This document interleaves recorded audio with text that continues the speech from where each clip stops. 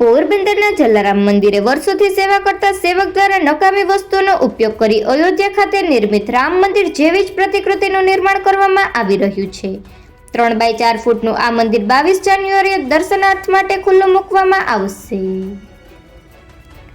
પોરબંદરમાં ST road પર આવેલા લોહાણા મહાજન સંચાલિત જલારામ મંદિરે વર્ષોથી સેવા કરતા સેવક કાંતિબાપા ઉર્ફે કાંતિભાઈ સિંધવ અયોધ્યામાં બનતા રામ મંદિર જેવું જ એક અદ્ભુત આબેહૂબ રામ મંદિર થર્મોકોલ સહિતની નકામી વસ્તુમાંથી બનાવી રહ્યા છે।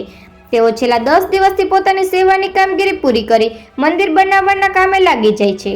થર્મોકોલ ઉપરાંત સોલ્યુશન ફેવિકોલ આભલા અને મોતીની મદદથી 3 બાય 4 ફૂટનું આ મંદિર નિર્માણ કરવામાં આવી રહ્યું છે। અયોધ્યા ખાતે બનાવેલા રામ મંદિરના ફોટાના આધારે થર્મોકોલના વેસ્ટ ટુકડામાંથી બનાવવામાં આવી રહેલા આ મંદિર આગામી 22 જાન્યુઆરીના રોજ ભક્તોના દર્શન કરી શકશે તે માટે ખુલ્લું મૂકવામાં આવશે। ભગવાન શ્રી રામ તથા જલારામ પ્રત્યેની શ્રદ્ધા અને આસ્થાના લીધે તેઓ આ પ્રકારની કૃતિનું સર્જન કરી રહ્યા છે। ત્યારે તેમની આ કામગીરીને જલારામ મંદિરે દર્શન કરવા આવતા ભક્તોએ પણ બિરદાવી છે।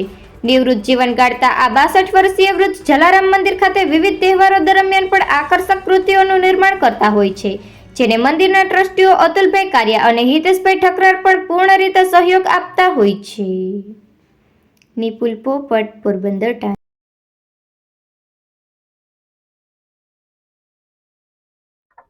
મારું નામ કાંતિભાઈ ધનજીભાઈ સિંધવ, જલારામ બાપામાં સેવા આપું છું।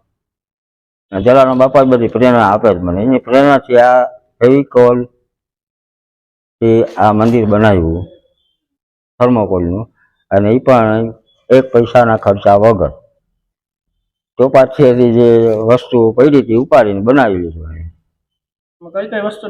થર્મોકોલ ને ફેવિકોલ। કેટલા દિવસ લાગશે બનાવવામાં 10 દિવસ લાગ્યા છે। ખાસ કરીને અત્યારે તમને આ મંદિર જ બનાવવાનો વિચાર કેમ આવ્યો?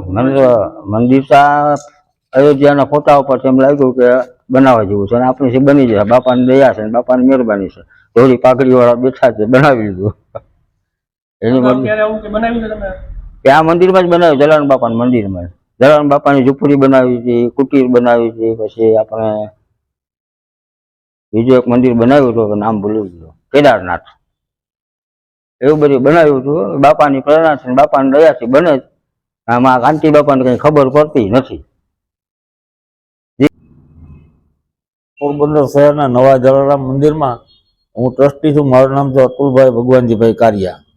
અમારે ત્યાં કાંતિભાઈ કરી અને કામ કરે છે અને મંદિરનું ખૂબ જ ધ્યાન રાખે છે। એને રામ મંદિરના ફોટા ઉપરથી એક વિચાર આવ્યો કે હું પણ આવું મંદિર બનાવી શકું એમ, એટલે અમે ટ્રસ્ટીઓ તરીકે અમે છૂટ આપી કે ભાઈ તમે તમારે બનાવો એમ મંદિર।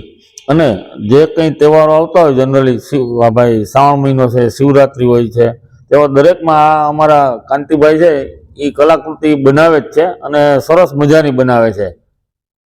ખાસ કરીને આની શું વિશેષતા છે આ મંદિરની વિશેષતા? હાલ જે રામ જન્મભૂમિનું 22 તારીખે પ્રાણ પ્રતિષ્ઠા થવાની છે, તો અમે પણ એમાં કંઈક અંશે સહયોગી થાય એવી ભાવના છે, અને એ ભાવના અમારા કાંતિભાઈ ઉજાગર કરી છે એમ।